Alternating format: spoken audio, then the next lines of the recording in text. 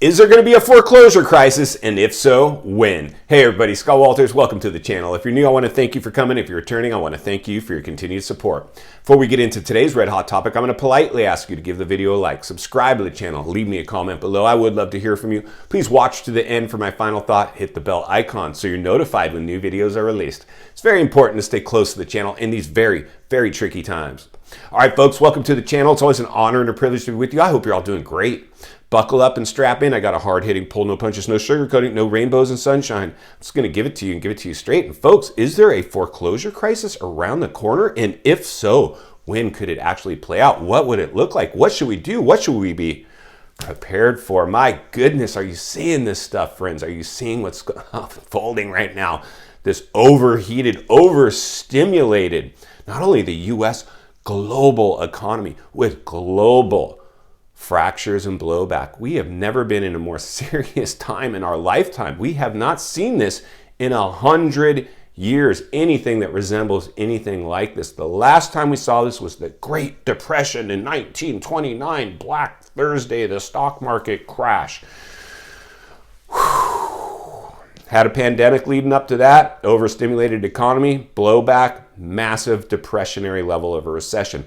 We are entering a recession. Even though the government wants to try to redefine the definition of recession, are you kidding me? Sugarcoating it, trying to keep people asleep at the wheel so they won't panic. Listen, friends, this is if you're new, please subscribe right away. I'm doing my best to cut through the chatter, give it to you and give it to you straight. I'm like the Peter Schiff meets Tony Robbins of real estate. I'm here to help people. I'm here to give it to you and give it to you straight. We've always had booms and busts in the financial markets. We've always had booms and busts in the real estate market. There is nothing bigger in the world than the U.S. housing market. It is massive. If we lose the U.S. housing market, we lose everything, friends. Make no mistake about that. That's what happened in the Great Depression. That's what happened in the 2008 Great Recession. People bought houses they could no longer afford, and they ultimately had to give them back to the bank. And that's the challenge with these people going all in. I always say never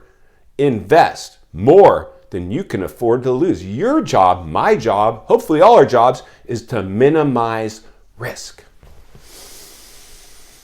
Be a level-headed realist, understanding we have the perfect storm delivered courtesy of a pandemic with an overstimulated economy, stimulated beyond belief, so unnatural, so unorganic growth, FOMO like we've never seen before. And because today we all do this, our digital diet is just insane. When this one kicks off, it is going to kick off like wildfire. Mark my words.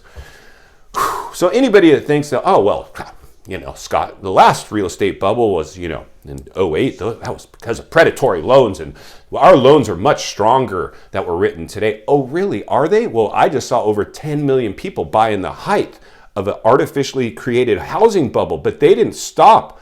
As an investor, I don't want to give you asking price, much less over asking price. The majority of these people went above and beyond appraised. The second the market corrects, they're upside down.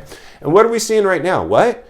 Days on market, price reductions. Over 50% of the properties on the market right now are experiencing price reductions. What is that, friends? You guessed it, a real estate correction.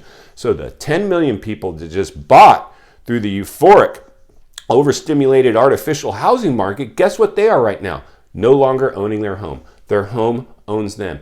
Even if they could sell it, by the time closing costs, relocation, try to buy another place, running on fumes. And because we have runaway inflation robbing people right now of their earning power, 50% of Americans are living paycheck to paycheck. Over 50% of Americans don't have an emergency fund. They're one hiccup, one flat tire away from a tailspin, dragging a depreciated asset along for the ride until ultimately they can't afford it anymore. And guess what they have to do? You guessed it, give it back to the bank. And here's the challenging part. They put so much pressure to buy these homes. The last thing they want to do is give the home back. And guess what they've been doing since they bought that home? Dumping money into it down at the big box store every weekend, painting, putting on a doorknob, planning a whatever. So I've always said, be less concerned about owning your house, more concerned about owning other people's houses. You don't want your house to own you. You'd be better off being a full-time renter for life and owning rental properties. Wouldn't you agree with that? I mean, I don't know. That's my mentality.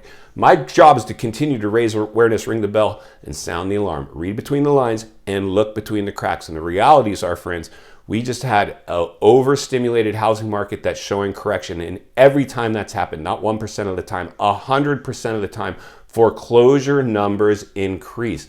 And this one could be a massive, massive one, because as much as, like I said, the government wants to tell you this is no longer a recession because we've redefined the word so you can go sleep easy at night and not worry about your upside down house anymore that you came in with minimum amounts down and you're super exposed on, even though they want you to believe that.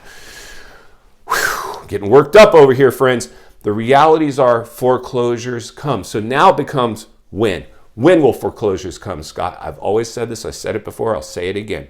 By this summer, we're seeing massive listings pour into the market. We're seeing it. By the end of the year, we're going to be in the full throes of a recession. I think we can all agree it'll be a miracle if we stay out of a recession. So you got to put a percentage of likelihood on that now. Now, for me personally, like I said, we're going to have one. It's just now what degree? A correction, a recession, a full-blown depression. Even if we get into a correction, a mild entry-level correction, the 10 million people that just bought are at risk right now because they bought at the height of a super bubble. By this time next year, it'll take at least a year, because after 3 months of non-payments, you are delinquent, and you will get that notice in the mail that you're basically delinquent on your payment in pre-foreclosure. Now, in the last bubble, when it popped, we saw foreclosure spike. It took about a year before the banks were able to get these homes back. This time they might be a little more efficient. My guess is they're not sitting back in their conference rooms right now talking about how all these loans are safe. All these people that bought in these euphoric housing market, how all these people that went above appraised, I doubt they're talking about how they're good to go. They're talking about what's going to be the most fast and efficient way we can get the homes this time, because the last time it took us a year. But let's go ahead and we'll be liberal, we'll be generous right now. We'll say it's going to take a year. By this time next year, we could in fact be talking about, if not sooner, because just as fast as this real estate bubble is created, it can reverse course. In fact, I think we're starting to see it.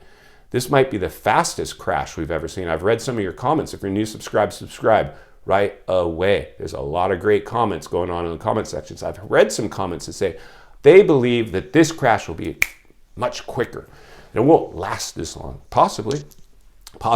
That's yet to be seen. That's not our job. Our job, again, like I said, because if we ring the bell, sound the alarm, acknowledge the elephant in the room that this was an artificial bubble, that it can't sustain itself, it's going to have blowback and the dust will settle and we're actually paying the piper.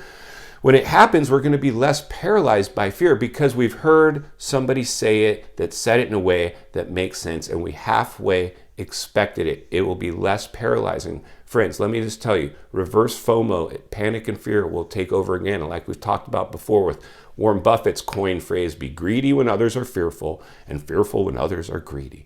When we saw all that greed, what did he do? He pulled out of these markets, got heavy in cash, and got on the sidelines. Many, many heavy hitters have done that, and you know that.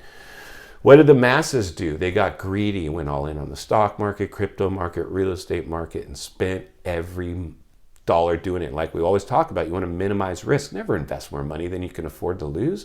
Always minimize risk. Get into these markets in a very safe way.